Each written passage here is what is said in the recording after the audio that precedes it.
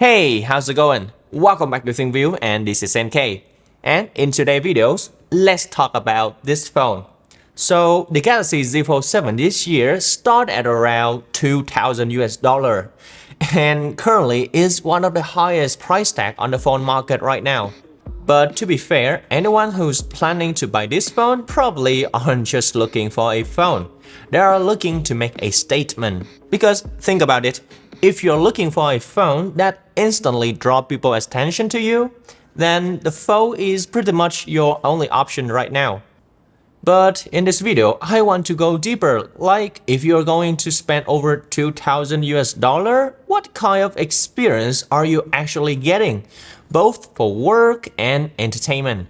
And because foldable phones are basically two-in-one devices, it can be used as a smartphone but also double as a tablet, literally. So let me share you my whole experience from both of these perspectives. Now first, during my 2 weeks of use, there was moments that I completely forget that this thing could actually open up because when folded, it's easy to carry around just like a regular candy bar sized phone. So I could easily hold it with just one hand, scrolling over the news, checking emails, and everything is totally comfortable. And this year, the Z Fold7 also comes with a powerful Snapdragon 8 Elite for Galaxy. So performance isn't a thing you should worry about. However, one major upgrade this year is the bigger outer screen with the aspect ratio of 21:9. And personally, I think that I use this outer screen more than 80% of the time. And typing is much more accurate compared to the previous Fold devices.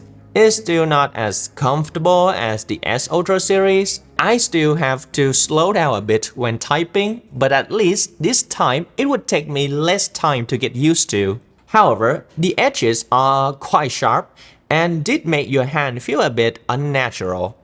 That said, it makes the device feel more secure when you hold it in your hands, and for me, that's a trade-off that I can totally accept, because the rest of the design is just stunning. And for sure, I think that this is one of Samsung's best looking devices ever. All the lines and cuts are perfect as they should be. Everything looks clean and symmetrical, and I love it. And that's where the Z Fold7 really stands out from those Chinese foldable phones. It looks prestige, elegant, and honestly, luxurious. Sometimes it makes me completely forget that this is a foldable phone, but a premium candy bar phone. And if you unfold it, you will get yourself an 8-inch display, which is nearly the size of an iPad mini. Well, you can use it conveniently for reading documents, report, or even ebooks without any issue. And a feature that I daily use on this Z Fold7 is the Gemini Deep Research. Whenever I give a command, the AI goes through hundreds of articles, of papers, and sources, and then give me a detailed result with table, stat, and everything. And with a screen of this size, it's a much better experience. The only downside that really comes when I watch movie because of the 5:6 aspect ratio. It's quite square, so you will get a relatively thick black bar from the top and the bottom of the display. And in fact, if you compare that with the S Ultra, I think that the viewing angle is even smaller. But with the outer screen new aspect ratio of 21:9, it sure does help making up for that, giving you a better viewing experience whenever you want to enjoy such content. One more great thing about the big inner display is that it's perfect for multitasking. The Z Fold7 runs on the latest Android 16 and One UI 8, so you can split the screen for each application however you want. And yes, even with your custom ratio. And the fact that you can work on 3 windows at once is another cherry on top. Now, some might ask, who really need multitasking on a phone? Well, only those who really need it can answer it. But this might be a big note for you. This year, you can say bye-bye to the beloved S Pen, as Samsung has now dropped the support for the S Pen in the Fold lineup. For your information, the S Pen from Samsung uses the Qualcomm EMR technology. It has an electronic magnetic layer for sensing where the pen tip is, and that makes the using experience on the S Pen is truly one of a kind. And that layer is something that's got removed in order to help the Z Fold7 to got an astonishing thickness, or sleekness as I may say. I mean, you can still use those pens that have capacitive touch support, but it would take you some time to find it. The device is also rated with IP48, which means that it can handle some water splash, but is not recommended to use in dusty or sandy environment. Now talking about the hinge, well, so far the Z Fold7 has the best hinge that Samsung has ever made. It opened up smoothly, yet still hold the screen very firmly.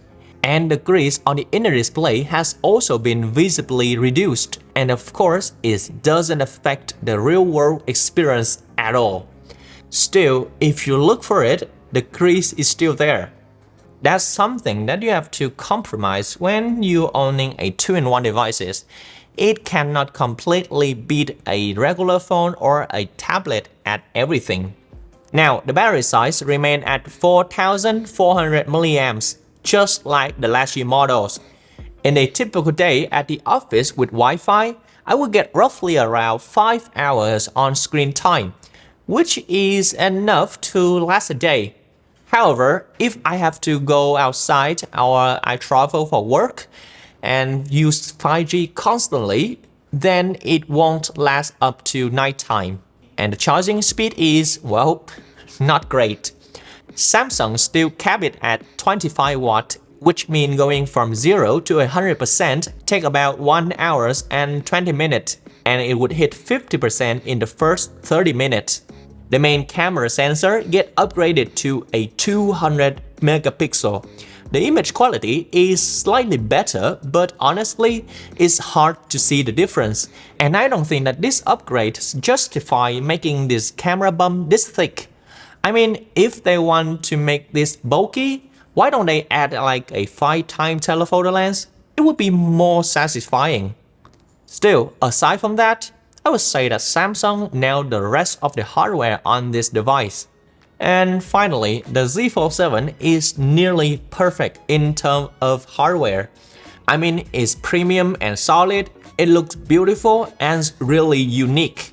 But clearly, it's not for everyone because of that price is still a big barrier. So, back into the question, is it a status symbol or is it worth the price? Honestly, I think it's both. If you're buying it to show up, I mean, yeah, the Z Fold7 does that better than anything else out there. And if you actually want to use it for work, then the Z Fold7 does deliver a solid performance with minimal compromises. And that's all of my experience with this phone. What do you think of this year's Z Fold7? Let me know in the comment section, okay? And don't forget to hit that subscribe button so you won't miss any upcoming videos about the latest tech. Now, thanks for watching. This is NK from ThinkView and see you guys next time.